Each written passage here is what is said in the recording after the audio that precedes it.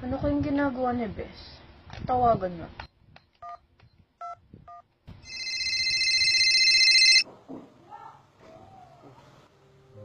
Patawag si Bes ah. Oh, hello Bes. Bes, may sasabihin sana ako sa'yo.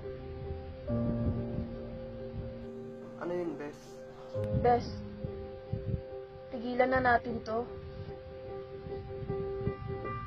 Yung pagiging best friend natin. Ha? Bakit? May nagawa ba akong mali? Wala ka naman nagawa. Pero kasi nagsasawa na ako eh.